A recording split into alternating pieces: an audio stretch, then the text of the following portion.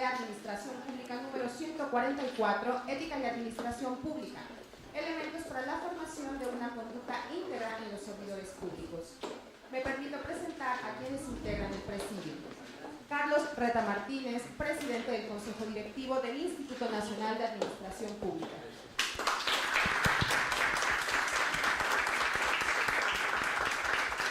Ismael Gómez Gordillo, profesor del PADEP, Programa de Alta Dirección para Dependencias y Entidades Públicas.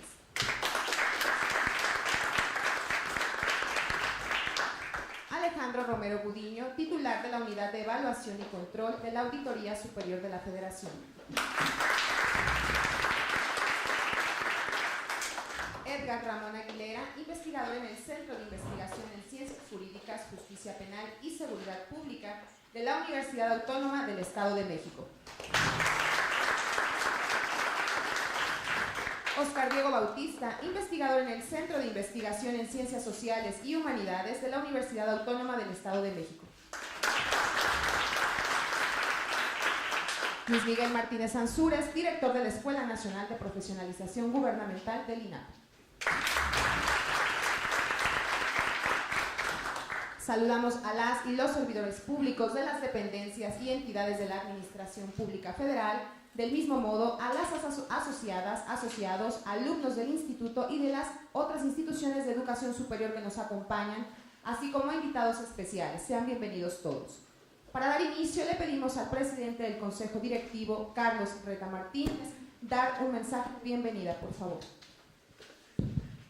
Muchas gracias. Buenas tardes a todas y todos los asistentes. Sean bienvenidos al Instituto Nacional de Administración Pública. Como es de su conocimiento, el tema de la prevención y combate a la corrupción ha sido el tema central en la agenda pública y gubernamental de este sexenio. Por tal motivo, se ha vuelto imprescindible el pensar en estrategias adecuadas orientadas a la atención de esta problemática que permea a nuestra sociedad. Tanto el gobierno como la sociedad civil tenemos una responsabilidad en esta tarea. En este sentido, el INAP, fiel a su misión de promover la cultura de la administración pública, en este caso por medio de su programa editorial, ha orientado su atención al tema de la ética pública y el combate a la corrupción y la impunidad. Así ha quedado de manifiesto en la publicación de los primeros 4 números de la colección creada bajo este tema. Hecho que se refuerza con la aparición del más reciente número, el 144, de la revista de Administración Pública dedicado a la ética y la administración pública. En particular, consideramos que no hay forma de erradicarla que no pase primero por la divulgación de los valores y principios éticos que deben regir el actuar de los individuos, pero especialmente el de los servidores públicos y gobernantes.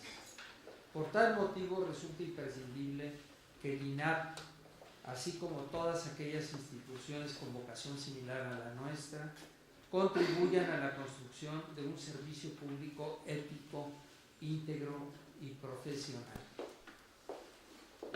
El presente número reúne el esfuerzo intelectual de 13 especialistas en la materia, quienes desde su personal perspectiva nos ayudan a la comprensión de la complejidad y alcance del tema. Se trata de un espectro amplio y rico, nutrido por funcionarios, profesores e investigadores de diversas partes del mundo, como lo son Argentina, España, Venezuela y por supuesto México. Este producto colectivo no hubiese sido posible sin la participación del doctor Oscar Diego Bautista, coordinador del número, quien se ha establecido como una de las mayores referencias sobre el tema.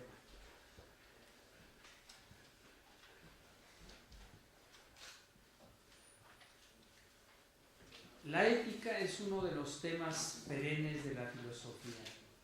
El primer autor en abordarlo fue Aristóteles en su Ética Nicomaquea, como en la política, en donde nos muestra que la condición natural del hombre es la vida en comunidad por lo que es necesario que desarrolle un control de sus instintos y comportamientos por medio de los principios y los valores.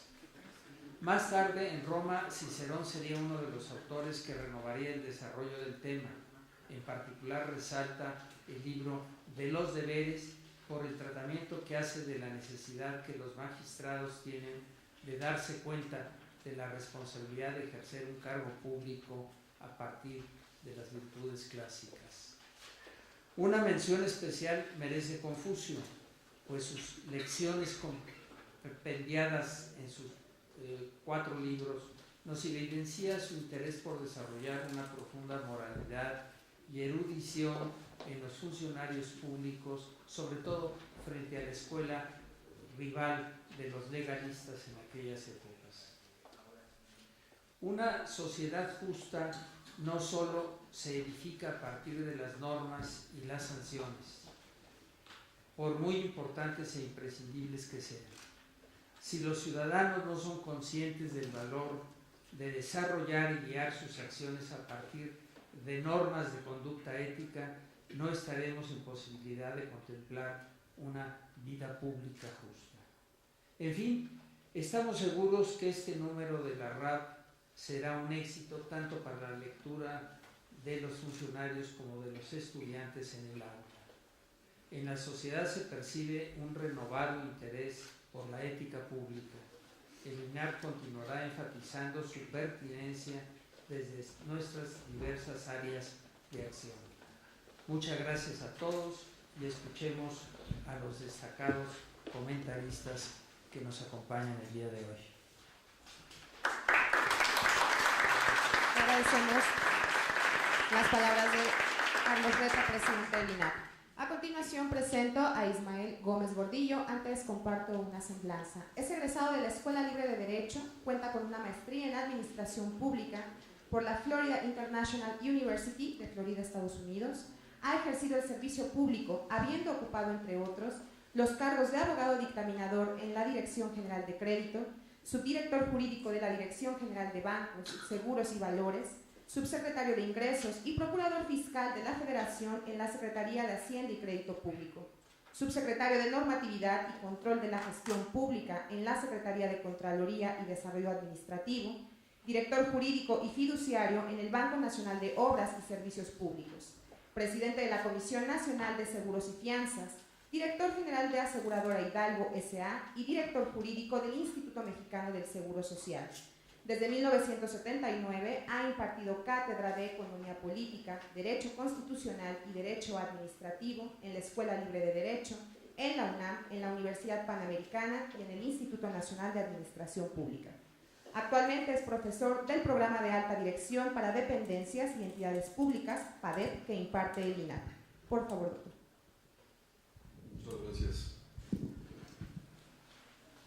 Quisiera, en primer lugar, agradecer a don Carlos Reta Martínez, presidente del Consejo Directivo del Instituto Nacional de Administración Pública, y a don Luis Miguel Martínez Ansúrez, director de la Escuela de Capacitación Gubernamental, su amable invitación a formular con ustedes algunas reflexiones en torno al tema tan importante de la ética en la administración pública. De haber sabido que me iban a poner en primer lugar, pues mando el currículum de pedir trabajo. Agradezco mucho, me habían anunciado que iba yo en segundo. Quisiera felicitar al coordinador de este número 144 de la revista, don Oscar Diego Bautista, y a los 13 autores de los ensayos que ahí se contienen, porque creo que es una aportación muy importante de la academia para la reflexión de un tema que, pues no me atrevo a decir que está de moda. Yo entré al gobierno federal en 1974 y ya se hablaba del combate a la corrupción y no creo que fueran las primeras veces.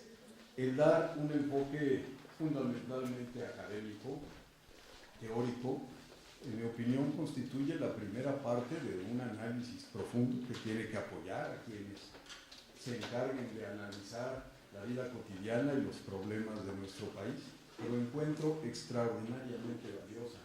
su aportación, que se agradece profundamente, y evidentemente el interés del Instituto Nacional de Administración Pública de desarrollar esta importante labor de divulgación en los campos de la administración pública de la cual es señero.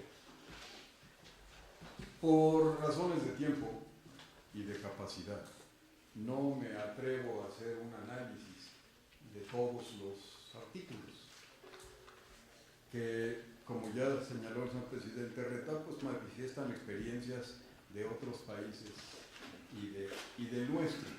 Seguramente por sesgo o desviación profesional, porque como ya anunciamos, pues yo no llegué más que abogado y yo quise enmendarle estudiando administración pública, pues no dejó de llamarme la atención el artículo de don Edgar Ramón Aguilera, que tiene un título muy sugestivo: la crisis del Estado de Derecho en México y el imperio de la ley. Me llamó la atención porque se ha vuelto una obsesión, en lo personal para mí. Ya después de los 60 años vive uno de obsesión. Y para mí, tengo la oportunidad de aburrir gente en varios lugares, fundamentalmente hablando de derecho constitucional y administrativo, eso se ha vuelto una preocupación severa. El Estado de Derecho evidentemente tiene que ser el ámbito en el que se desarrolle el servicio público, y el comportamiento del servidor público tiene que estar regido por un marco jurídico. En otro de sus capítulos, el doctor Aguilera planteó algo que yo no hubiera podido escribir como un sentimiento personal de manera más ejemplificativa y evidente: la academia frente a la barbarie.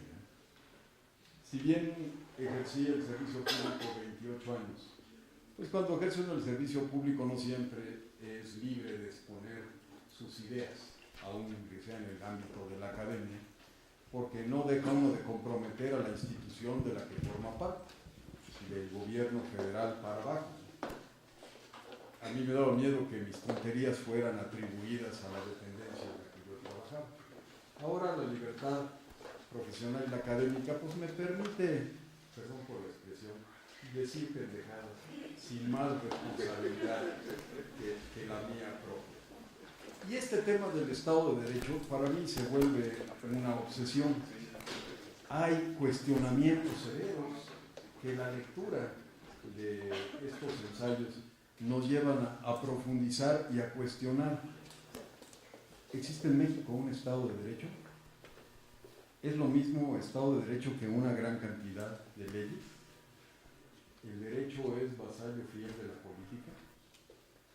Porque hablar solamente en abstracto de un marco normativo, perfecto o imperfecto, completo o incompleto, marginándolo de la realidad, es un ejercicio profundamente peligroso.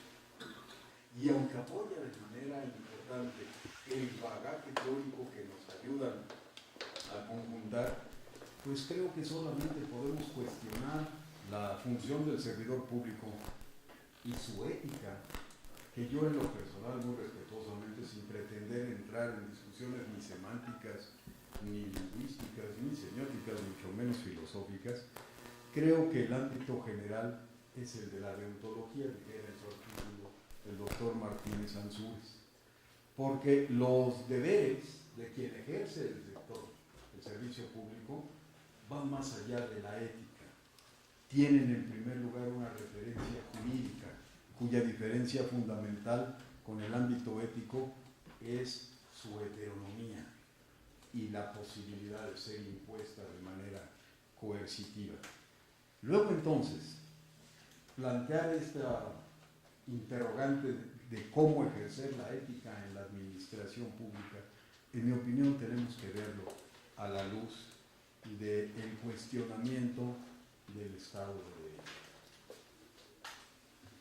Quien lo cuestiona, con y sin razón, y los escasos minutos en que me dan la oportunidad de aburrirlos no van a permitir profundizar, pues hacen señalamientos graves respecto al Estado de Derecho mexicano. Acaba de publicarse la edición del 2017-2018 del Rule of Law Index, que publica anualmente desde el año 2006 a instancias del entonces presidente de la Barra Americana de Abogados, con sede en Washington, el estado de la ley o el estado de derecho en todo el mundo. Y seguramente habían ustedes leído el lunes o el martes que nuestro país descendió en este índice y ahora es el lugar número 92 de 113 que fueron analizados, con una calificación de 0.45%, solamente por arriba en Latinoamérica de Guatemala, de Nicaragua, de Honduras, de Bolivia y de Venezuela. La más alta fue Dinamarca con 0.89 y la más baja fue 0.29. Haciendo a un lado tendencias inevitables, pues resulta triste plantear que nuestro Estado de Derecho es cuestionado y es cuestionado con razón. Si seguimos, y no pretendo hacer más que otra referencia, los observatorios de las organizaciones no gubernamentales, pues el barómetro global de la corrupción nos manifiesta como el país más corrupto o de los más corruptos en Latinoamérica. Luego, en este contexto, hablar de ética se vuelve difícil, y no porque no existan un gran número de servidores públicos éticos que desarrollan su función con las limitantes correspondientes de un marco de derecho que teóricamente no es malo y evidentemente, como cualquier acción humana, perfectible, pero eso me llevaría a reflexionar junto con ustedes y como un mero esbozo, dado las limitantes de tiempo, sobre esta relación que hay entre Estado de Derecho, ética y administración pública, porque la administración pública es la manera de ejercer la función para la satisfacción de las necesidades del pueblo mexicano. Nosotros estamos cambiando desde fines del siglo pasado el perfil de la administración pública mexicana. Antes no entendíamos que había más administración pública que la administración pública con mayúscula, la del artículo 90 constitucional relativa al Ejecutivo. Pero administración pública hay en cualquier organización, dependencia, entidad, poder o como le queramos llamar, que maneje recursos públicos para la satisfacción de necesidades públicas. Y ahora tenemos una constelación, diría don Pedro Salazar en un libro que acaba de presentar sobre el presidencialismo en la Constitución mexicana, tenemos una constelación de autonomías que también ejercen funciones de administración pública. Como hay administración pública en el poder legislativo, como hay administración pública en el poder judicial, los abogados nos enseñaron a distinguir entre lo material y lo formal, pero a fin de cuentas siempre tendrán el común denominador de administrar recursos públicos para la satisfacción de necesidades públicas. En los términos de la fracción que para mí es la mejor escrita de la Constitución Política de los Estados Unidos Mexicanos, la cuarta del 31 constitucional. Y bajo el amparo de estos conceptos, yo me atrevería a decir o a cuestionar a una petición de principio, ¿qué es Estado de Derecho? Si es más que un montón de leyes, ¿qué es Estado de Derecho? Y la mejor definición pragmática, no teórica ni filosófica que yo escuché, se la escuché a un presidente de la República, al doctor Ernesto Zedillo Ponce de León. Si ustedes revisan su Plan Nacional de Desarrollo 95-2000, el segundo capítulo, el primero se llamaba Por la Soberanía Nacional, el segundo decía la aspiración a un Estado de Derecho y un país de leyes. Y la gramática dice que solamente se aspira a lo que no se es. Si aspiramos a un Estado de Derecho, hay una confesión implícita de que no somos un Estado de Derecho, de que algún día queremos ser, en una lucha esquizofrénica, diría Agustín Basabe, una interesante obra que se llama Mexicanismo y Esquizofrenia. Y dijo el doctor Zedillo que Estado de Derecho era aquella sociedad políticamente organizada cuyo principal valor que rigiera la vida de sus gobernados fuera el derecho. Y en el discurso donde se lo escuché, y alguna vez tuve oportunidad de profundizar el tema con él, dijo en el seno del partido que lo llevó al poder en el 70 aniversario del Partido Revolucionario Institucional, que si algo había que reclamarle a los gobiernos emanados de la revolución es que no se había hecho del derecho el principal valor que rigiera la vida de los mexicanos. Luego entonces, si habemos quienes consideramos que no hay Estado de Derecho, ¿qué hay en este país? Pues según yo, y la discusión la podemos tener a la salida, como cuando estaba uno en la primaria, tenemos un Estado político-administrativo de apariencia jurídica, cuyo principal problema, no exclusivo, todavía tenemos una cartera de países por debajo de nosotros, es el patrimonialismo. El patrimonialismo que si fuera pecado, seguramente para algunos ha de ser, es un pecado capital, porque de los pecados capitales nacen el resto de los demás pecados. Y el patrimonialismo es el comportamiento del gobernante como propietario de lo que se le ha confiado en un régimen particularmente democrático. El sentirme dueño de la ley, de su aplicación, de su no aplicación, del modo en que se habrá de definir, de juzgar o de no obedecer. Y este patrimonialismo que llevamos todos muy adentro, aunque sea de manera latente, quien que ha trabajado en una oficina pública no se refiere a su lugar de trabajo como mi oficina, como mi cargo, como mi función, relacionándose, sintiendo que soy el único imperecedero detentador del poder público en ese pedacito que me dieron. Hasta que la vida nos enseña que si se nos pueden cuestionar muchos de los calificativos que al Estado mexicano le pone la Constitución, el de republicano no ha sido el caso. Aunque sea bajo el mismo partido, durante el siglo pasado las personas se fueron cambiando. Pero del patrimonialismo surge el principal problema derivado de la ausencia de Estado de Derecho, en mi opinión, repito, la impunidad. Porque el dueño de la ley puede aplicarla cuando quiere, con quien quiere, contra quien quiere, y el Estado de Derecho no se queda nada más en problemas de carácter penal, en el ejercicio de la acción penal, ni de la acción judicial. El Estado de Derecho lo tenemos que manifestar en cualquier acto público que implica el manejo de los recursos de los mexicanos para la satisfacción de las necesidades de los mexicanos en un ámbito jurídico que debía ser interpretado de la mejor manera, no obstante la ambigüedad, por eso en todos los países hay una Suprema Corte, pero que nos lleva esta situación, si viéramos los observatorios y las mediciones de impunidad en nuestro país, pues simplemente con el hecho de que ni el 1% de los delitos que se cometen son castigados, tendríamos suficiente, pero podríamos seguir haciendo mediciones. En este contexto, hablar del predominio de actividades o actitudes no éticas se ha convertido, y no ahora, de mucho tiempo atrás, tal vez en una de las principales características de nuestro sistema. Repito, no porque no haya buenos servidores públicos, sino porque el daño que el mal servidor público provoca permea más allá en la visión, en el bienestar, en la identidad del pueblo de una manera constante. Basta leer todos los días el periódico, cualquiera que sea su signo político o su intención. Durante mucho tiempo se buscó institucionalizar el combate a la corrupción.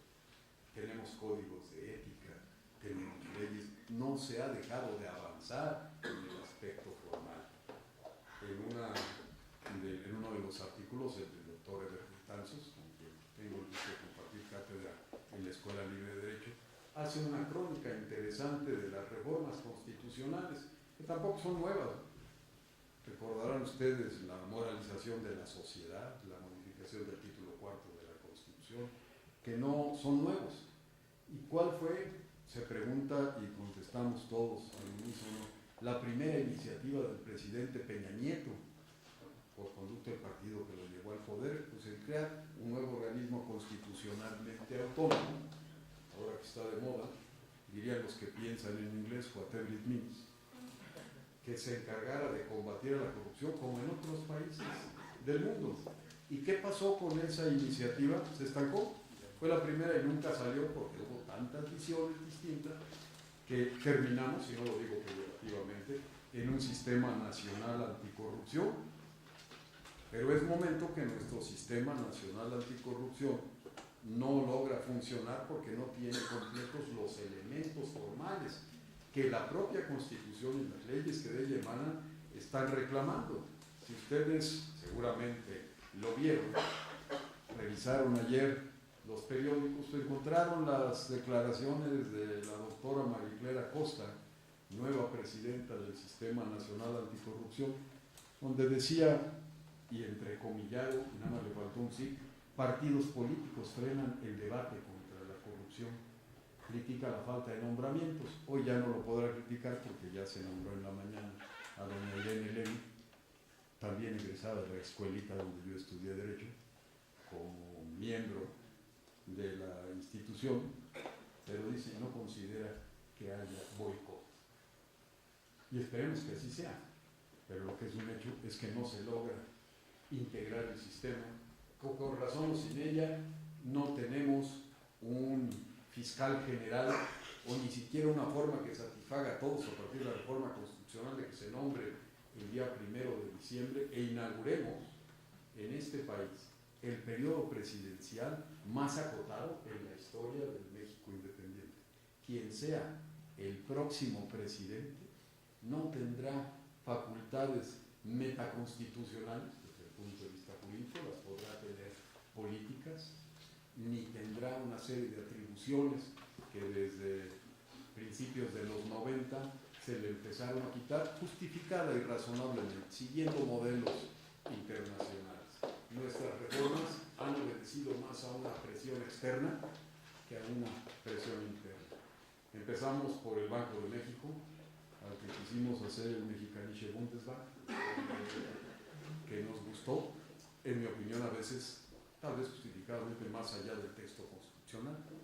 Y ahora tenemos para unos 10 organismos constitucionalmente autónomos, para otros 12, si contamos al Tribunal Federal de Justicia Administrativa y a otro, y habrá de preguntar, ¿nos ha servido en el corto plazo? Pues todavía no. Seguramente es la semilla de lo que en el futuro podrá ser esta aspiración por el Estado de Derecho. El dolor para quien, como yo cuenta ya con más de 6 décadas, es que me late que no lo voy a ver. Durante un tiempo soñé que lo iban a ver mis hijas. Luego llegué a la conclusión, tampoco lo van a ver mis hijas. Pero ahora tengo 2 nietos. Y le pido a Dios que mis nietos vean un Estado mexicano de derecho y que la ética en la administración pública deje de ser un discurso generalizado. Reitero, porque no hay magníficos administradores públicos éticos y deontológicos bajo todos los modelos. Y en este contexto, para no aburrirlas más, me hicieron favor de anunciar que yo tengo el gusto de dar clase en este instituto, en el programa de alta dirección de entidades públicas, en el cual veo a algunos egresados con muchísimo gusto. Tengo que reconocer que ese programa, el instituto, lo que ya no tiene nada que ver, lo tomó de un modelo privado, preocupado porque una alta institución de administración pública, Administración General, estaba captando gente del gobierno. Dijeron, vamos a hacer un programa adecuado para el gobierno. Y habremos de cumplir 30 años este 2018 y 27 generaciones. Y logramos, en mi opinión, un poco más allá del modelo del IPADE, incorporar hace ya 25 años una materia en nuestro programa que se llama Deontología del Servidor. Porque se pretende ahí dotar no de habilidades, sino de mejores criterios al servidor público que tiene una vocación de llegar a mando superior. Y no podíamos prescindir de un análisis axiológico en su conducta, porque el servicio público es algo más que un trabajo, es algo más que una chamba. Es el compromiso de la confianza del pueblo en quienes van a ejecutar, se supone que en su beneficio, las acciones que involucran los bienes de todos. Y en ese programa planteamos, dentro del tema de deontología, una pregunta que yo les dejo, me la hago a cada rato y me da mucho miedo contestarla. cómo lograr el cambio, cómo lograr una actitud distinta, cómo combatir la corrupción. Y la única respuesta que me alcanzo a dar es combatiendo mi propia corrupción. El día que logre yo combatir mi propia corrupción, entonces estaré dando un paso adelante en el que este país cambie. Ver la paja en el ojo ajeno y no la viga en la propia se vuelve malo. Si ustedes le preguntan a los corruptos, y yo me acuerdo de uno que no nada más por su oscura piel era conocido como el negro, que cuando lo detuvieron y lo consignaron, dio una serie de justificaciones a su conducta y manifestó en aquel entonces que la calle es fría y que el frío pegaba en los riñones y que él descubrió que el papel en los riñones protegía del frío. Y si era papel monetario, mucho mejor. Y si era papel verde de ese que cree en Dios, lo iba a proteger contra esa corrupción o con la cotidiana de nuestra convivencia, de nuestra falta de civilidad, de nuestro manejo personal. Es contra lo que sí podemos combatir de manera directa. Muchísimas gracias por su paciencia.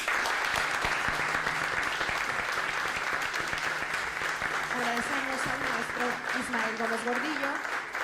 Ahora corresponde presentar al doctor Alejandro Romero Gudiño. Es licenciado en Derecho y especialista en Derecho Constitucional y Administrativo por la UNAM. Obtuvo el doctorado en Derecho con la distinción Summa Cum Laude en la Universidad Panamericana y el certificado profesional en Contabilidad y Auditoría Gubernamental por el Instituto Mexicano de Contadores Públicos. Es miembro del Sistema Nacional de Investigadores y ejerce la docencia en los posgrados de las universidades Anáhuac, México Norte y Panamericana, donde también pertenece a los claustros doctorales del Instituto Nacional de Administración Pública, institución en la que preside el jurado del Premio INAP. Vicepresidente de la Academia Mexicana de Derecho Internacional, es autor del libro Innovación Judicial, publicado por la editorial Porrúa y la Universidad Panamericana. Entre sus cargos destacan subdelegado jurídico y de gobierno en Benito Juárez, director jurídico en Ban Rural, director adjunto de servicios jurídicos en CONACYT, director general de asuntos jurídicos en el Consejo de la Judicatura Federal y subcontralor de asuntos jurídicos en la Contraloría General del entonces IFE. Actualmente es titular de la Unidad de Evaluación y Control de la Comisión de Vigilancia de la Auditoría Superior de la Federación. Por favor, doctor. Muchas gracias, buenas tardes. Desde luego mi reconocimiento por la distinción que me confiere el presidente Reta, el señor director Luis Miguel Martín Sansures, con esta invitación y compartir esta mesa con el maestro Gómez Gordillo, amigo, maestro muy reconocido, Oscar Diego, nuestro amigo muy destacado en el estudio de la ética y de larga data en nuestras, diría yo, no discusiones, reflexiones en el tema que hemos compartido. Desde luego, al doctor Aguilera, me da gusto después de leerlo en este artículo. Miren, hablar de ética, en mi concepto, es hablar de un tema de fácil venta y también de fácil compra. Sin embargo, esta facilidad por el tema mismo de la ética, un tema alcalino, tenemos que reconocer que es un tema insuficiente, tanto en su venta y en consecuencia en su compra. A mi modo de ver, tenemos que empezar a trabajar en las tres etapas de la ética pública. Miren, una primera tiene que ver con la moral, nuestro fuero interno, en donde la axiología, los valores mismos, nos permiten actuar de determinada manera. Si el tema va por una corrección de conducta, camina, pero si el tema va en otro sentido, pues entramos al mundo del derecho. En una segunda etapa, la ética tiene que ver con la toma de decisiones. Y precisamente aquí los métodos éticos nos ofrecen una útil, una vastísima caja de herramientas para mejorar la toma de decisiones, tanto personales, de nuestra conducta como del impacto en la sociedad, no se diga siendo servidores públicos. Y la tercera tiene que ver justamente con las políticas públicas.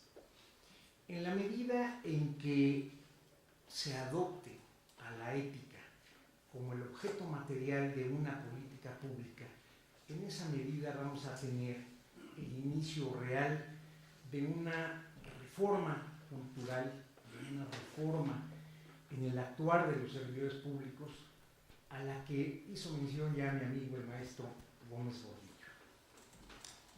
Justamente, y siguiendo la introducción del presidente Reta, yo quiero referirme a la necesidad de ampliar el enfoque dominante en el combate a la corrupción.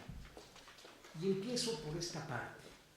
Si esta corrupción, además de las medidas preventivas, correctivas o de sanción, como es el modelo de la OCDE que impera en México, no empezamos a trabajar en esta reforma cultural y ética, donde sencillamente resume, orientemos nuestra conducta, nuestra decisión y nuestras políticas públicas al bien común, bueno, no vamos a sembrar algo que cosechemos, seguramente en generaciones futuras, ya lo dijo el maestro Gómez Gordillo, pero a nosotros nos toca empezar a trabajar. A mí me da mucho gusto participar en este evento porque esta revista de administración pública exactamente incide en estas tres etapas que yo les ofrezco de la ética.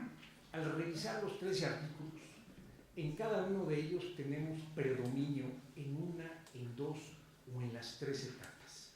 Su lectura es obligada para quienes tenemos precisamente algún interés en el estudio y en la difusión de la ética.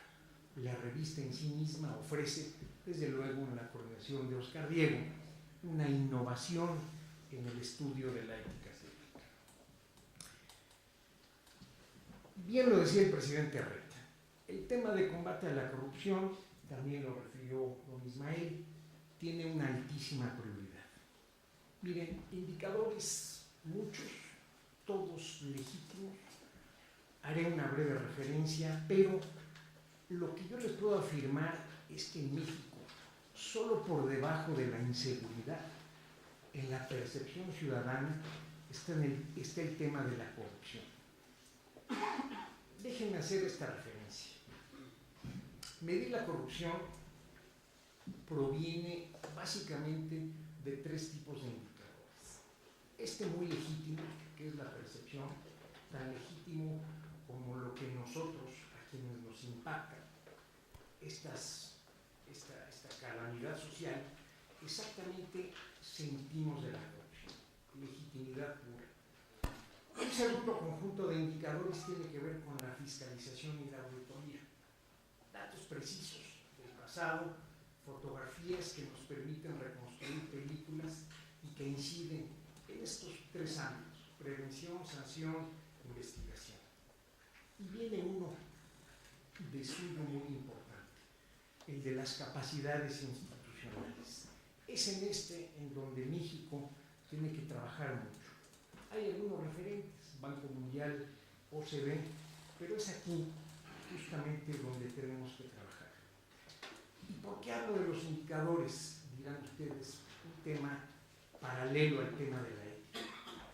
Porque precisamente estos indicadores de percepción tienen que ver con el fuero interno, con la moral, con la axiología.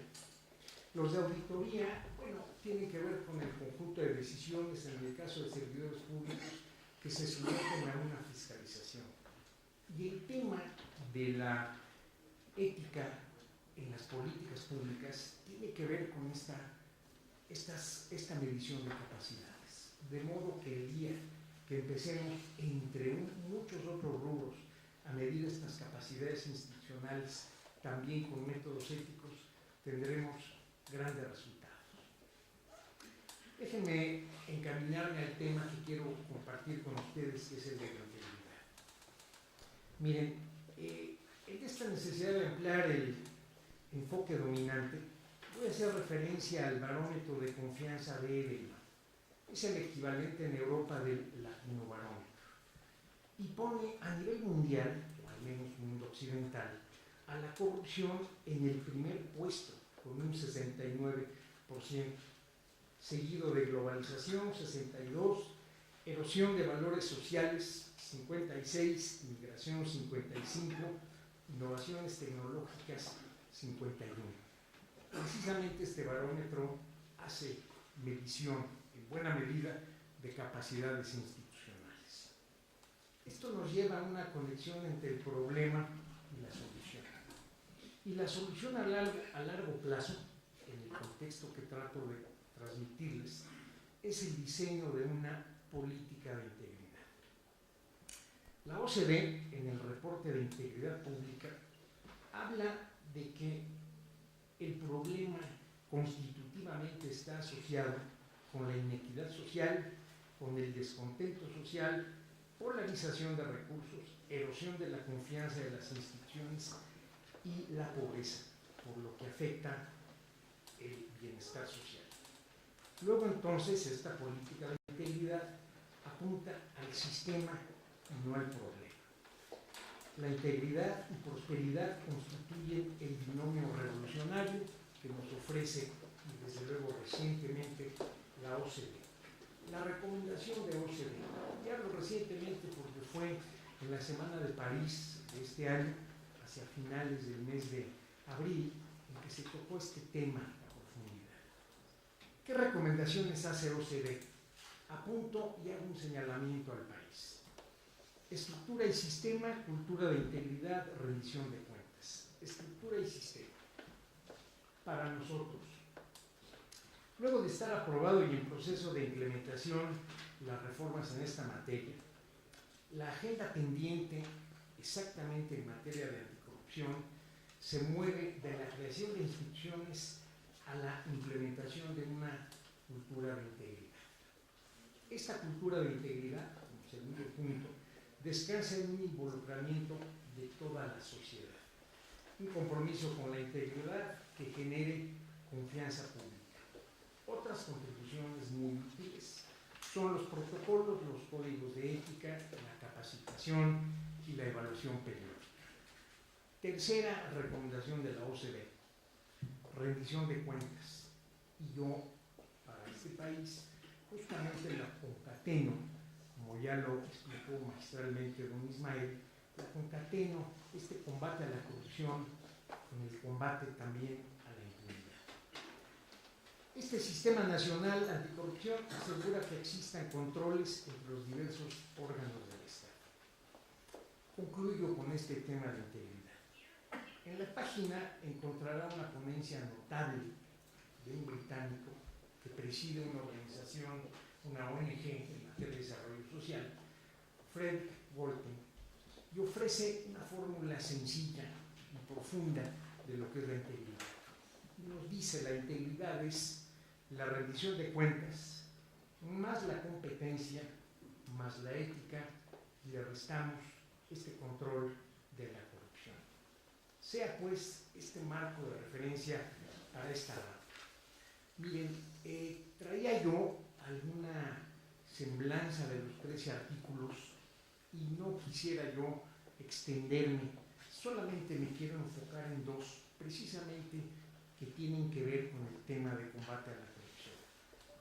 Eber Betanzos nos ofrece, además del servicio profesional, un andamiaje que ha contribuido a su institucionalización a través de la Unidad de Ética, Integridad Pública y Prevención de Conflicto de Intereses en la Función Pública y la Unidad de Ética y Derechos Humanos en la Procuraduría General de la República.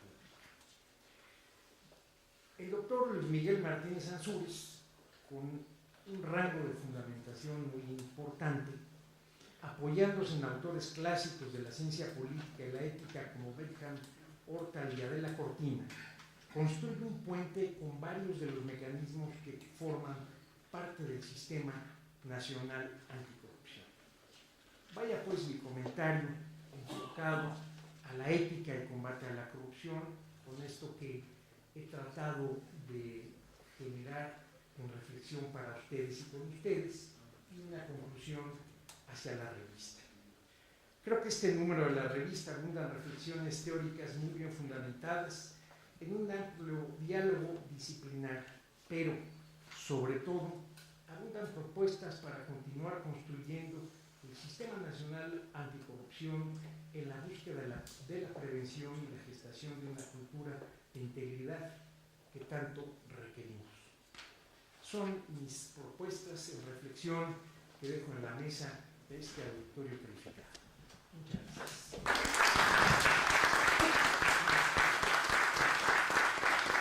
Agradecemos al doctor Alejandro Romero Gudiño. Presentamos ahora a Edgar Ramón Aguilera, doctor en Derecho con mención honorífica por el Instituto de Investigaciones Jurídicas de la UNAM, certificado en Estudios Jurídicos Transnacionales por el Centro de Estudios Jurídicos Transnacionales de Londres y licenciado en Derecho con mención honorífica por la Universidad Tecnológica de México. Ha impartido varios cursos sobre argumentación e interpretación jurídica, teoría crítica de la prueba, epistemología y filosofía del derecho en diversas dependencias gubernamentales y universidades públicas y privadas del país. Entre sus publicaciones destacan los libros Inteligencia Artificial aplicada al derecho, El estándar de prueba y las garantías en el proceso penal y Función jurisdiccional y verdad hacia un modelo de epistemología jurídica. Actualmente se desempeña como investigador en el Centro de Investigación en Ciencias Jurídicas, Justicia Penal y Seguridad Pública en la Universidad Autónoma del Estado de México. Bienvenido.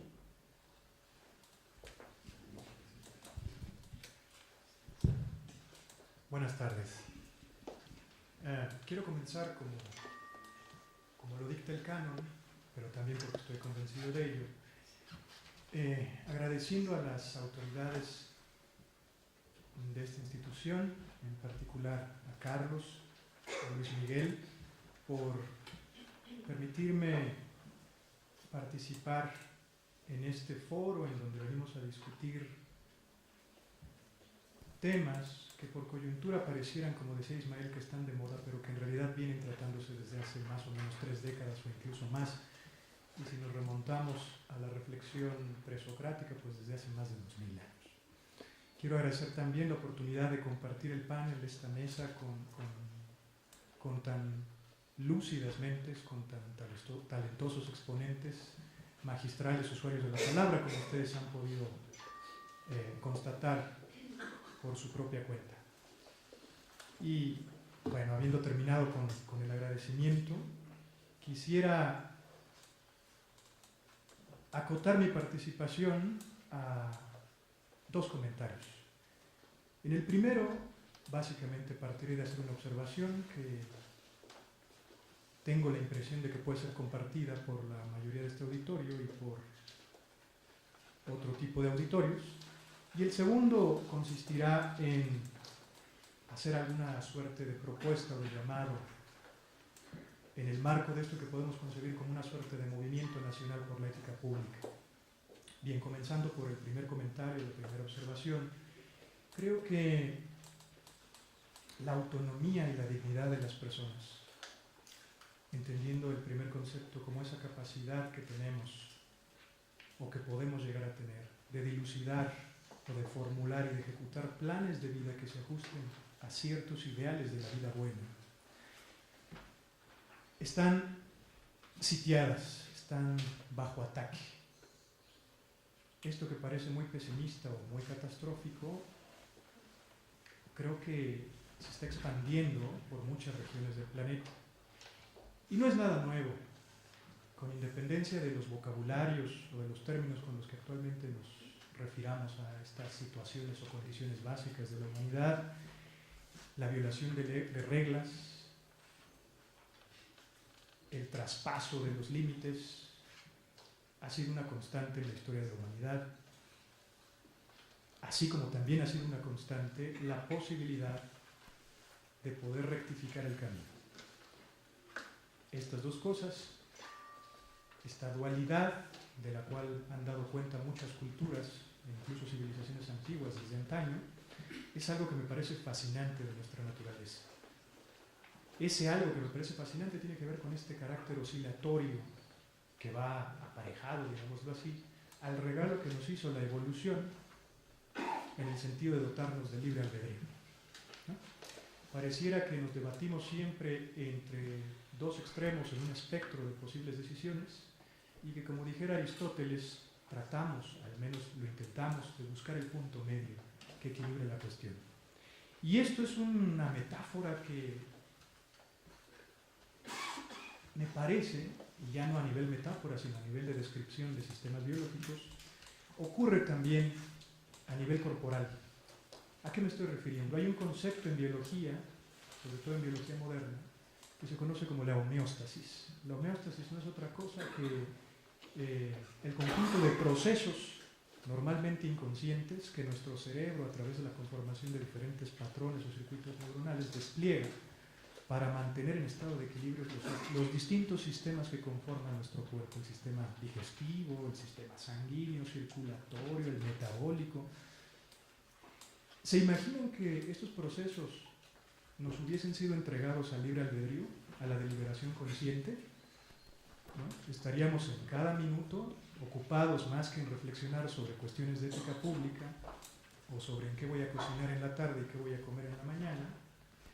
Tendríamos que estar entregados a verificar que nuestros niveles de temperatura, si es que pudiéramos, repito, nosotros controlarlos, estuvieran dentro de los rangos aceptables, a que nuestro ritmo cardíaco también lo estuviera, a que nuestra respiración no cesara. ¿Se imaginan si eso fuera voluntario y para gente olvidadiza como yo? Sería trágico, ¿no? En fin, quiero destacar de este comentario dos cosas. Primero, cómo este sistema, este lanzamiento de procesos por parte de nuestro cerebro es automático, inconsciente, implícito, no tenemos control voluntario sobre aquel, y además estos procesos van encaminados a buscar el equilibrio. Eso es la homeostasis, tratar el organismo o los organismos se mueven hacia el bienestar, primero hacia la supervivencia, pero también hacia el bienestar, de manera, repito, en este caso inconsciente, automática, pero también, aquí viene a cuento otra vez esta naturaleza oscilatoria de nuestra vida y de la vida de muchos organismos en este planeta. Pareciera que esas decisiones que se toman en este caso inconscientemente buscan guardar el equilibrio entre polos opuestos, ¿no? Esto ocurre a nivel biológico, cuánto más no ocurrirá a nivel del ejercicio de nuestro libre albedrío, ¿no? Entonces con eso termino este comentario de la naturaleza oscilatoria, dual de la humanidad. Y decía yo que la autonomía de las personas está en ataque, lo cual no es nada nuevo, y ese ataque, particularmente en nuestras etapas contemporáneas, en la era moderna, pareciera estar desplegado, quizá no de manera consciente o deliberada, o al menos no en un grado alto, justamente por una, y coincido aquí con Ismael, una visión patrimonialista que parece cada vez más con mayor fuerza adueñarse, no solo en este país, sino en muchas regiones, y no me refiero a nadie en específico, porque claro que hay gente preparada y además ética en todos los ámbitos, una visión patrimonialista que pareciera apoderarse de los espacios del servicio público, de la burocracia, pero también de la vida pública en general.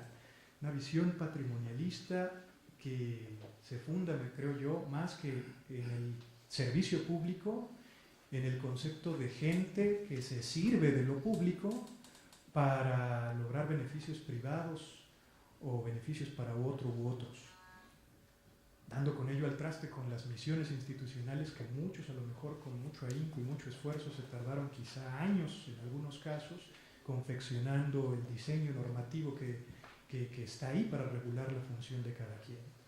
Y esto también me abre la puerta para hablar de otra cuestión, que es cómo en nuestro país, y no solo en este, hay una suerte de esquizofrenia legislativa, una suerte de obsesión por pensar que la promulgación de normatividad de legislación o de normas jurídicas con sus diferentes estatus ipso facto por su promulgación al día siguiente van a resolver los problemas para los cuales fueron pensados esos marcos, ¿no? Que yo sepa, y si uno es religioso, creo que solo Dios tenía ese poder, ¿no? Hágase la luz y se hizo la luz. Sepárese el mar de la tierra y se separó el mar de la tierra. Pero cuando el legislador dice que ya no haya corrupción, pues resulta que nomás no pasa nada, ¿no? Lo que tiene que ocurrir son cuestiones a las que de manera muy importante, lúcida y estructurada se refieren los artículos de esta colección, de este número específico al que Oscar Diego nos ha invitado. Bien, como comentaba Ismael en el artículo que un servidor, o con el que un servidor contribuye al trabajo, lo que tratamos de hacer es apuntalar, o más bien acentuar, o destacar o identificar la forma en la que esa visión patrimonialista amenaza, erosiona el Estado de Derecho en cualquier región que se digne de tenerlo. Y la erosión al Estado de Derecho, que puede tener diversos grados, a su vez, en términos filosóficos, esa es la propuesta que se hace en ese artículo, puede también producir patrones de degeneración del sistema jurídico en el que tiene lugar esta erosión del Estado de Derecho. Fíjense cómo hay una relación directa entre esta visión patrimonialista, actuar sin ética, ¿no?, y la erosión del Estado de Derecho, que cuando llega a ciertos grados con lo que nos quedamos es con un cascarón de sistema jurídico, como decía Ismael también, con una apariencia, con una simulación del sistema jurídico que se vale, no obstante, del cascarón institucional con el que cuenta el derecho y el Estado para tratar de legitimarse, si no al interior, por lo menos en la comunidad internacional. Pero estamos hablando hoy de la existencia de posibles sistemas jurídicos patológicos, los cuales en algunos casos extremos, no quiero decir que ese sea nuestro caso, el de México, pero quizá estamos en esa ruta, en algunos casos extremos, ya no solo son sistemas patológicos, sino como sistemas jurídicos han muerto y han dado como resultado el surgimiento de un sistema de control social que, repito, simula ser derecho, pero que se vale de tácticas para llevar a cabo conductas contrarias a las misiones institucionales. Quiero también aprovechar este foro ya para cerrar, para también continuar con la línea de un comentario que hizo Ismael también al principio en su presentación, y es el siguiente.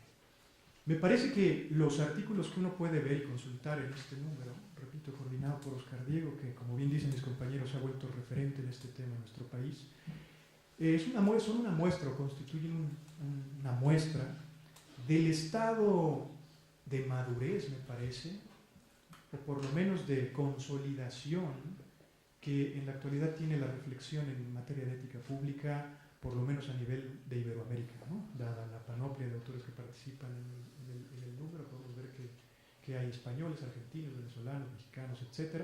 Pero repito, pareciera ser que si uno analiza, uno se puede dar cuenta de que ya no estamos, digamos, dando esos primeros pasitos, ¿no? Algunos montados sobre los hombros de gigantes, como Oscar Diego, citando a Aristóteles, Platón, etc., ¿no?, vienen ya haciendo desarrollos conceptuales importantes y desarrollando teoría propia. Ya no estamos solo copiando cosas que dijeron en el pasado. A lo que me quiero referir es que en su aspecto teórico la reflexión sobre ética pública parece haber alcanzado un estado de solidez mínimo sobre el cual puede montarse una segunda etapa. Y es esa segunda etapa a la que quiero hacer un llamado a mis colegas y a todo interesado en la ética pública. Una segunda, más que segunda, una siguiente etapa o fase en la evolución de la reflexión, en la cual pasemos de la discusión teórica de conceptos, no porque eso no fuese importante o no lo sea, sino porque parece haber, como dije, una cohesión en los trabajos y una suerte de acuerdo en materia semántica con respecto al contenido de ciertos conceptos clave,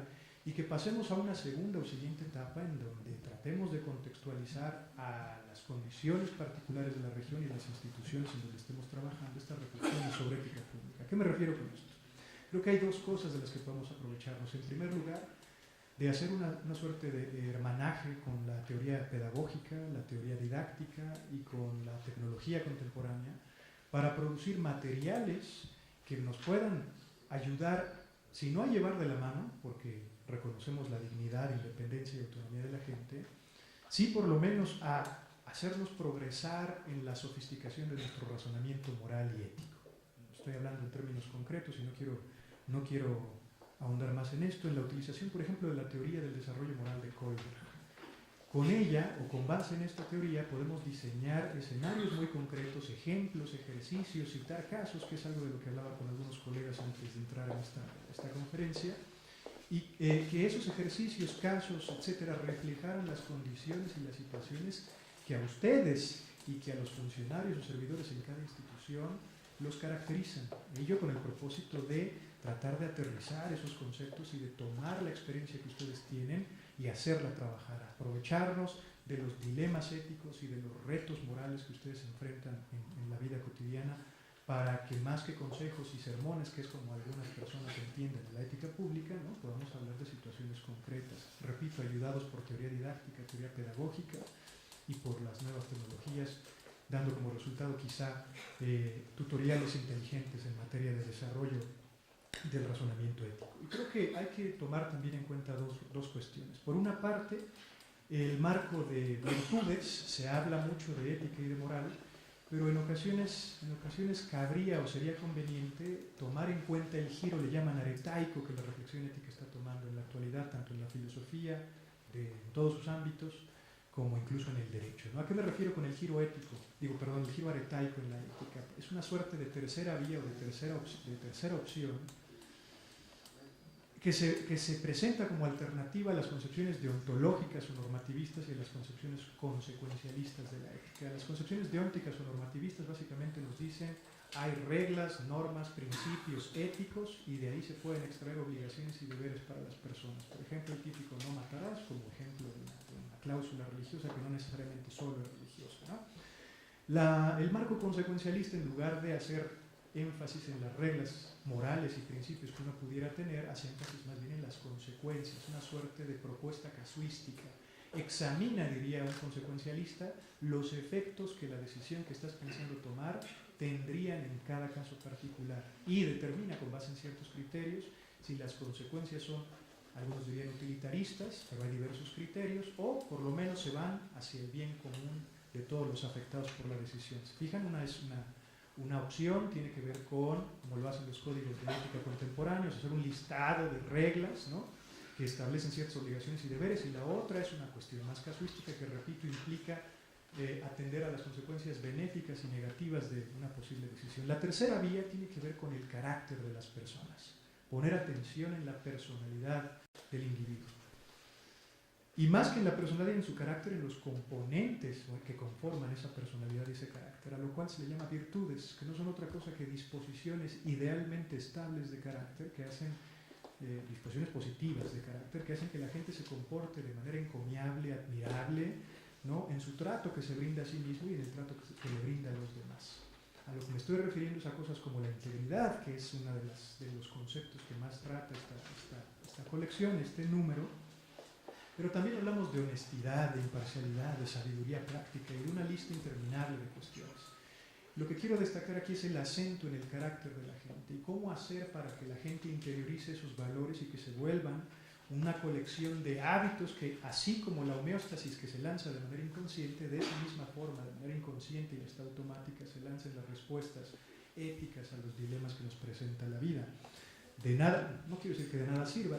En las primeras etapas, por ejemplo, de desarrollo de un niño, evidentemente le tienen que ser impuestas ciertas reglas de convivencia. No comas esto o come esto, no le pegues a tu hermano, no lo molestes, etc. Pero poco a poco el contacto con esas reglas, la observancia, el cumplimiento de esas reglas va a llevar al niño en su desarrollo moral a obviar la regla y a sintonizarse con la racionalidad de la regla, con las razones subyacentes a la existencia de la regla, de tal suerte que por hábito, ya no solo por la recompensa de seguir una regla, ¿no?, se comportará de la manera esperada porque él está convencido que es la manera correcta de actuar. Esto tenemos, me parece, que tomarlo en cuenta en nuestros sistemas de educación en todos sus niveles y también en los cursos de capacitación, incorporar este elemento de desarrollo de virtudes, repito, como la integridad, la solemnidad en algunos casos, pero sobre todo la honradez. Hay que hacer un fuerte trabajo en términos de definiciones operativas para no hablar o no seguir hablando de las nubes. En el contexto específico de un servidor público de tal dependencia, ¿qué significa ser íntegro? ¿A qué retos se enfrenta? Hay que, por último, tomar también en cuenta para esta segunda etapa en la evolución de la reflexión ética la noción de algunos sociólogos que se llaman normas perversas. Una norma perversa es una norma que generalmente no se incumple ni se aplica. Fíjense, una norma perversa es una norma que generalmente, pese a su existencia formal, ni se cumple por los destinatarios a los que va dirigida, ni se aplica por quienes tendrían que velar porque ocurrieran las cosas que la norma prescribe. Entonces, ¿qué es lo que ocurre con estas normas perversas? Que en la práctica surge una suerte de sistema paralelo de reglas sociales, de prácticas y hábitos que lo que hacen es sabotear los fines de la norma y suplantarla por otras prácticas que simulan cumplirla, pero que en realidad están implantando acciones contrarias a lo que la norma oficial está diciendo. Si uno traslada esto a lo que ocurre en nuestra práctica, es por ello que no tienen tanta eficacia las formas tradicionales de esperar que la gente recapacite en términos morales o éticos, como los códigos de ética. La amenaza a la sanción, si uno sabe que puede neutralizar la sanción por corrupción y que hay muy fuertes o altos índices de impunidad, de nada sirve que haya un catálogo inmenso, sofisticado, jurídicamente respaldado, ¿no?, que emulando lo que ocurre en materia penal haga una suerte de tipos, ¿no?, y de sanciones o de amenazas de sanción. Así como las normas jurídicas penales pueden ser de alguna manera neutralizadas en cuanto a sus efectos, saboteadas por las prácticas, lo mismo puede ocurrir con las reglas de los códigos de conducta o códigos de ética. No hay razón para pensar que en un entorno donde hay normas perversas, un código de ética vaya simplemente por su existencia a lograr los cambios. Tenemos que considerar estos sistemas paralelos de comportamientos que frustran, sabotean y terminan por, digamos, neutralizar los efectos de las normas. Con todo esto creo que hay por lo menos algo por donde comenzar a hacer este aterrizaje o este puente al que me estoy refiriendo como segunda etapa de la evolución de esto que también dije, de este movimiento de la ética pública mexicana, al cual los invitamos, junto con la invitación también a leer los artículos que conforman este libro. Perdón por excederme, muchas gracias por el tiempo y la oportunidad. Gracias. Agradecemos la participación del doctor Edgar Ramón Aguilera. Y ahora escucharemos a Óscar Diego Bautista. Él es doctor por la Universidad Complutense de Madrid, maestro por la Universidad Internacional de Andalucía y licenciado en Administración Pública por la UNAM. Ha sido profesor en la Universidad Nacional Autónoma de México, en la Universidad Pedagógica Nacional y desde 2009 en la Universidad Autónoma del Estado de México. Se ha desempeñado como servidor público en diferentes dependencias y entidades de la Administración Pública Federal. Es autor de las obras Madurez Ciudadana, requisito para la consolidación de una democracia ética, Ética Pública frente a corrupción, instrumentos éticos de aplicación práctica, Democracia Ética, una propuesta para las democracias corruptas, Ética para gobernar, lecciones básicas para un gobierno justo, Ética para la ciudadanía, la ética en la política y la gestión pública, Ética y servicio público, Ética para corruptos, una forma de prevenir la corrupción en los gobiernos y administraciones públicas. Actualmente es investigador en el Centro de Investigación en Ciencias Sociales y Humanidades de la Universidad Autónoma del Estado de México, miembro del Sistema Nacional de Investigadores del CONACYT. Sus líneas de investigación son ética pública, buen gobierno y prevención de la corrupción, así como coordinador de esta revista que hoy presentamos, la número 144. Por favor. Buenas noches a todos. Quiero comenzar agradeciendo al maestro Carlos Reta, al comité editorial de la revista de Administración Pública, a su presidente o director, Luis Miguel Martínez Ansúrez, porque este proyecto que se presentó hace un poco más de un año, bueno, pues fue aprobado y me parece que eso es una decisión loable para el INAP, porque previo a esta revista también hace unas cuantas semanas también salió una colección que precisamente ha editado el INAP que tiene que ver con la prevención de la corrupción con el combate a la corrupción y la prevención de esta. Bien, dicho esto, me gustaría comenzar con un par de citas que precisamente vienen en esta revista. Como ya se señaló, el tema de la ética pública no es algo nuevo, si bien es cierto que es un tema que se ha venido desarrollando en las últimas décadas, y sí vale la pena señalar lo que en otros países está más desarrollado todo esto, y creo que todavía nos falta mucho en nuestro país. Pese a ello, bueno, pues es un campo de saber que viene desde las antiguas civilizaciones, ya incluso desde antes de Cristo, incluso bueno, desde hace 16 siglos antes de Cristo, en las culturas en la India o en China, por ejemplo, ya se hablaba precisamente del perfil profesional de los servidores públicos.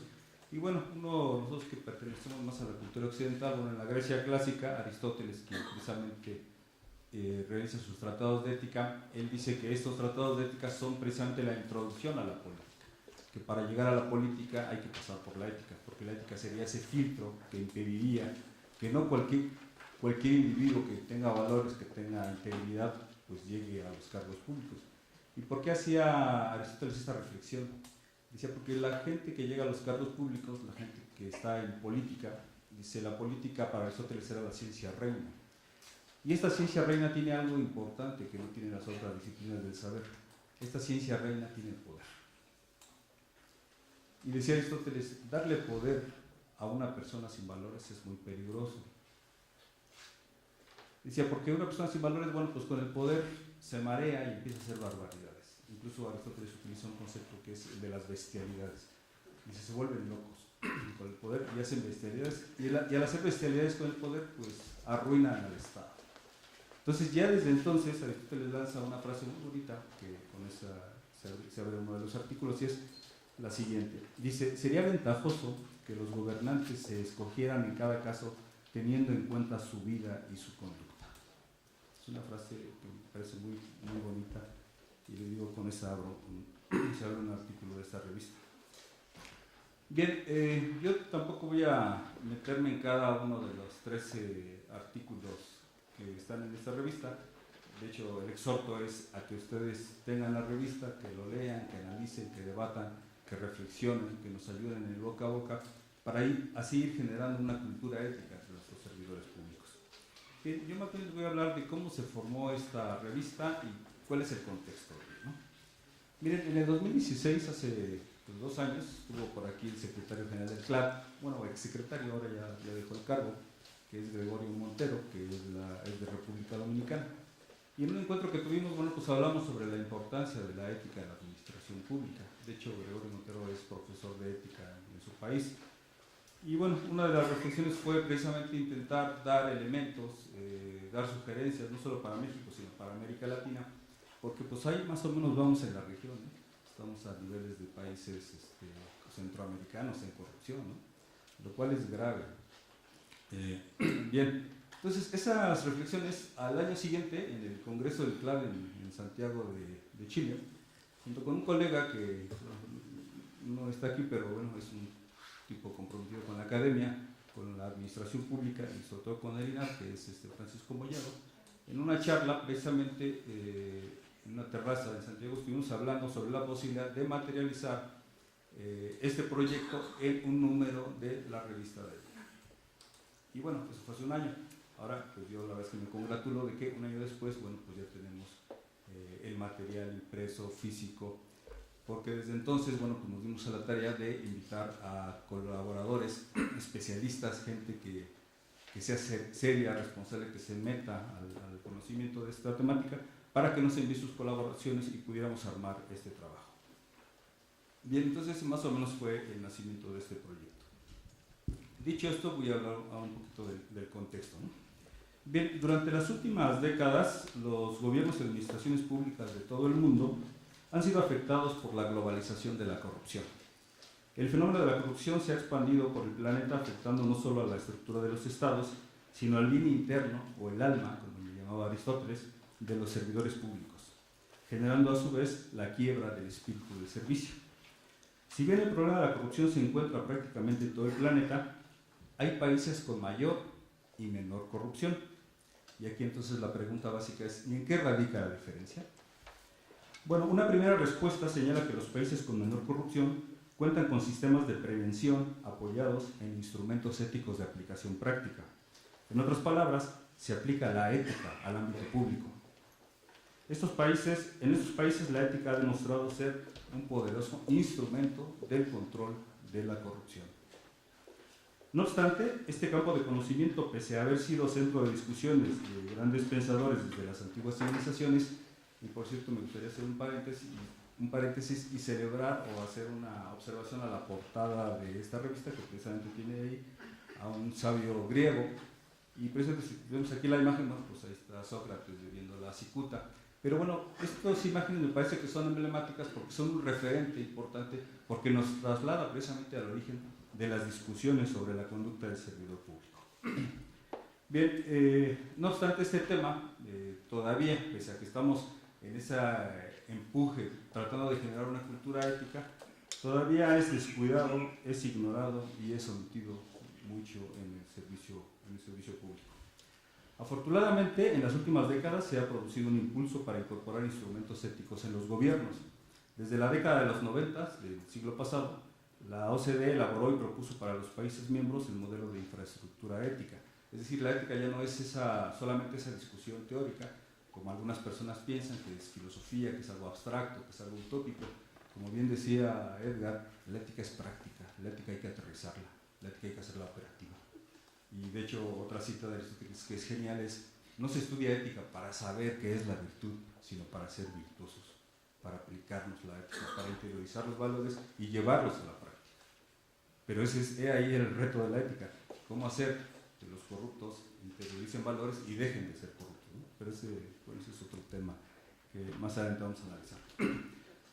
Bien, con el inicio de este siglo también la Unión Europea emitió un Código Europeo de Buena Conducta Administrativa, y de hecho la Unión Europea tiene sistemas de medición ética del comportamiento ético de los servidores públicos. También al principio de este siglo Naciones Unidas emitió el Código Internacional de Conducta para los titulares de cargos públicos. La OCDE también tiene su departamento de ética pública, y bueno, un dato histórico también es que después del caso de Watergate en los Estados Unidos, en 1975 se crea la Oficina Ética de Gobierno. Es decir, hay un área que está ligado al Poder Ejecutivo y tiene que ver con asesorar precisamente a los presidentes para que no hagan barbaridades. Aunque ahora, bueno, habría que preguntar qué hace esta oficina ante Donald Trump, ¿no? Bien, ahora bien, si bien en relación con los países desarrollados, México apenas va incorporando el tema de la ética pública en sus instituciones, quizás sirva de consuelo saber que en relación con los países de América Latina sí estamos a la vanguardia. Colombia, Panamá, así como la comunidad centroamericana, integrada por 7 países a través de, no sé si conozcan, hay un organismo que es, por sus siglas, es SICA, que es la Secretaría de la Integración Centroamericana, pues nos han pedido asesoría en estos temas de ética pública. Y en palabras textuales de funcionarios centroamericanos dicen que en México está muy desarrollado en estos temas. Bien, en el 2011 se creó la Oficina Ética de Brasil, y también nos consultaron, nos dijeron que hace una oficina de ética, y nos pidieron apoyo para que les enviáramos materiales sobre ética pública. Ahora bien, pero ¿cómo estamos en México recientemente, en esta época contemporánea? Aquí me voy a permitir evocar algunos datos que creo que son interesantes. En el año 2002, todos estos dos que voy a señalar son publicaciones que se emitieron en el Diario Oficial de la Federación. En el año 2002 se creó el primer Código de Ética de los Servidores Públicos de la Administración Pública Federal. Dicho sea de paso, este código lo creó el creador Vicente Fox por presión de la OCDE, que hablaba de que los países miembros tenían que tener ciertos instrumentos que fueran parte de esa infraestructura ética. Y entonces México no tenía código de ética, así que de inmediato se fabricó un código de ética, y bueno, ya tenemos código de ética, ¿no? El 6 de marzo del 2012 se publicaron lineamientos generales para el establecimiento de acciones permanentes que aseguren la integridad y el comportamiento ético de los servidores públicos. En diciembre de 2012 se firmó el Pacto por México, y en él hay 2 acuerdos importantes: crear un organismo para combatir la corrupción y crear un Consejo Nacional de Ética Pública. En el año 2015 se publicaron los nuevos lineamientos en materia de ética pública. De un documento anterior se hizo la reforma, se modificó y se hicieron sugerencias interesantes. No sé si sepan, pero ahora ya, precisamente por estas disposiciones, todas las dependencias y entidades de las administraciones públicas tienen que tener comités de ética, tienen que tener códigos de ética, tienen que tener reglas de integridad, y tienen que hacer pues, evaluaciones de cómo van estos temas en la conducta de los servidores públicos. Estos lineamientos que se crearon para la Federación, en las entidades estatales las han replicado. Hoy, bueno, también se ha vinculado con el Sistema Nacional Anticorrupción, después con los sistemas estatales anticorrupción, e incluso se ha llegado al nivel municipal, y ya también hay sistemas municipales anticorrupción, ¿no? Lo que pasa es que ahora ya todo, como ya se evocó por ahí, parece que esto está de moda, y ahora nos estamos yendo al extremo, y parece que estamos creando elefantes blancos porque no están operando todavía en la realidad, ¿no? Bien, el 3 de febrero del 2015, como resultado de los escándalos de corrupción por la Casa Blanca, resurgió la Secretaría de la Función Pública, y dentro de esta institución se creó la unidad especializada en ética y prevención de conflictos de interés. El 16 de febrero del 2016 se publicó, y esto me parece un dato importante, también en el Diario Oficial de la Federación, un aviso mediante el cual se informa de la publicación del Código de Conducta de los servidores de la Oficina de la Presidencia de la República. Para mí es un dato importante, lo cual no significa que ya la gente sea ética, porque seguramente todavía habrá gente que practica antivalores, pero me parece que es un referente de interés. Es decir, si antes apenas se hablaba en la academia de estos temas, bueno, pues se está institucionalizando, se está normalizando, se está construyendo ya herramientas prácticas, se está pasando a esa otra fase, como bien dice Edgar, que es necesario y que hay que darle mayor énfasis, y es operalizar, aterrizar, institucionalizar estas herramientas éticas en el servicio público. Pero no solamente con los servidores públicos de mandos operativos, también en mandos medios, también en altos mandos y también, bueno, pues en los titulares de las dependencias y entidades, y obviamente pues llegar a los altos ejecutivos de todos los poderes públicos, ¿no? Entonces, bueno, ya se llegó a la presidencia, bueno, pues esperemos que esto sea un elemento interesante, una semilla para que esto crezca más ahí, ¿no? Y igual el 7 de abril de 2006 también sea otro aviso interesante en donde se informa de la publicación de las bases para la integración y funcionamiento del Comité de Ética y Prevención de Conflictos de Interés también dentro de la Presidencia de la República. Es decir, estos son dos avisos, uno de crear comités de ética y otros códigos de ética. En abril de 2016, la Comisión de Régimen, Reglamentos y Prácticas Parlamentarias de la Cámara de Diputados elaboraron el Código de Ética precisamente para esta Cámara, la cual entrará en vigor a partir de este año con el cambio de legislatura. Bien, un dato adicional que no quisiera omitir, también que me parece que es importante, y es que el año pasado el CLAD, que es el Centro Latinoamericano de Administración para el Desarrollo, dedicó su concurso anual de investigación internacional al tema integridad y ética en la función pública. Como yo les decía, tuvimos un encuentro con Gregorio Montero y hablábamos de la importancia de estos temas ya para las administraciones públicas, no solo latinoamericanas, sino en Iberoamérica.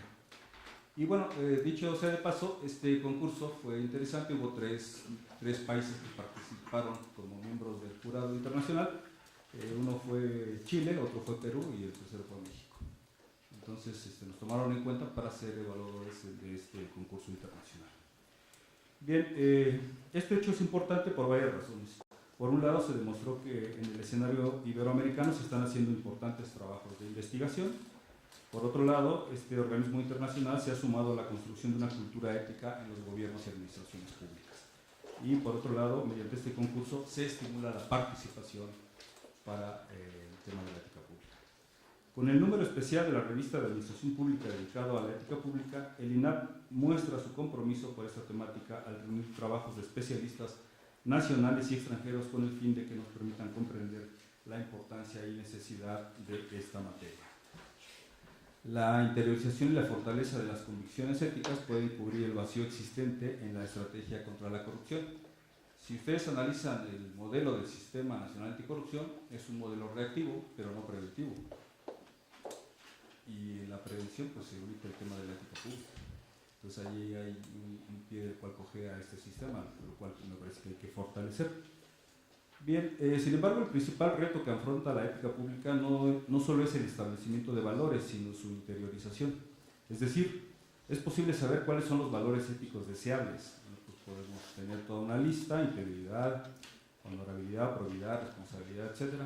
Lo difícil es lograr que dichas cualidades arraiguen en la vida de los servidores públicos, sobre todo en aquellos que no practican valores, sino antivalores. El desafío de toda ética consiste en encontrar la forma de concientizar al servidor público sobre la importancia de asumir valores por el bien de la comunidad política. ¿Cómo hacer que un corrupto deje de serlo? ¿Cómo lograr que un necio, un iracundo, un rencoroso, un vengativo sea tolerante y sea benevolente? No basta con que un individuo posea conciencia sobre la importancia de la ética si finalmente actúa de forma contraria a lo que ésta le dicta. Ovidio, el poeta latino, sintetizó esta situación al escribir: veo el mal y lo desapruebo, pero hago el mal. No me gusta hacer el mal, decía Ovidio. Los valores éticos construyen, reconstruyen, fortalecen, motivan, crean identidad, espíritu de servicio, lo que conduce a una conducta madura. libre, orientada a la realización del bien mediante el cumplimiento del deber. A mayor cultura ética, mayor cambio de actitud en los servidores públicos. En contraposición a mayor omisión, descuido, ignorancia o rechazo de la ética en quienes participan de los asuntos públicos, mayores serán las posibilidades de sumarse a las prácticas corruptas. Bien, quisiera hacer una mención a los autores que participan en esta obra. Uno de ellos es el exsecretario general del CLAC, que es Gregorio Montero, quien manda un artículo interesante con una visión presente vinculada a los objetivos del milenio que señala Naciones Unidas. También participa el expresidente del INAP de España, Jaime Rodríguez Arana. Participa un profesor de la Universidad Complutense de Madrid, Jesús Lima Torrado. Participa un colega de la Universidad de Alicante, Bernabé Aldeguer. Participa un colega español que trabaja o que vive en Argentina en la Universidad Siglo XXI, que se llama Jaime Rodríguez Alba. Por su parte, de México está un colega del Instituto de Investigaciones Filológicas de la UNAM, que es Víctor Hugo Méndez Aguirre.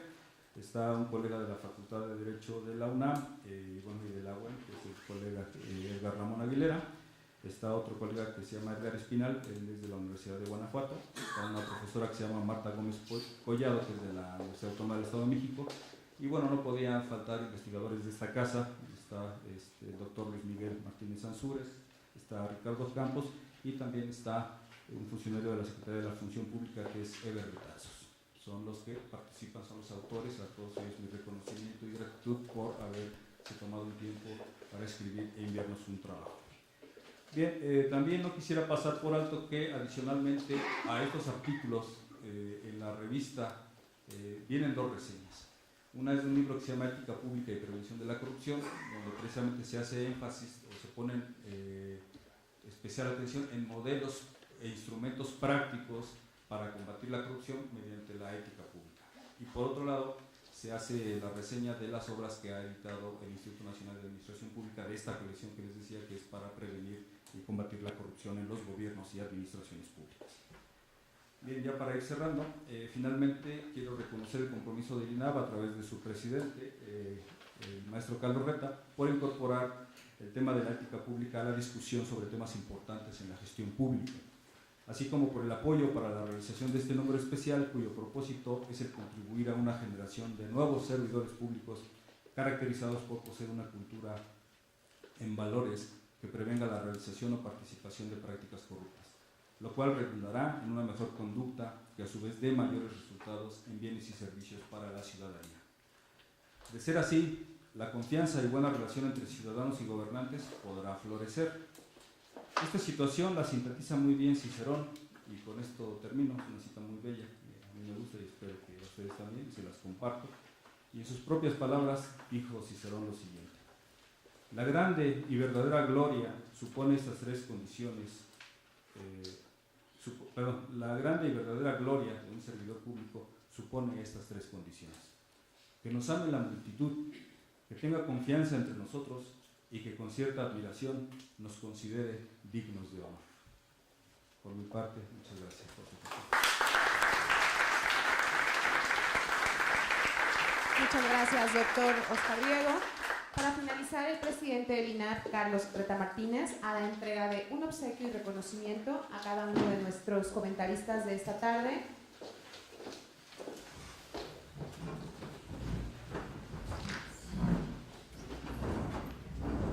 Le entrega a Ismael Gómez Gordillo.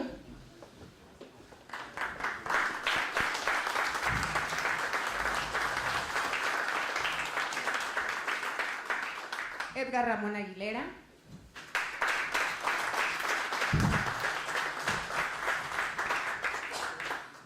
Y Oscar Diego Bautista.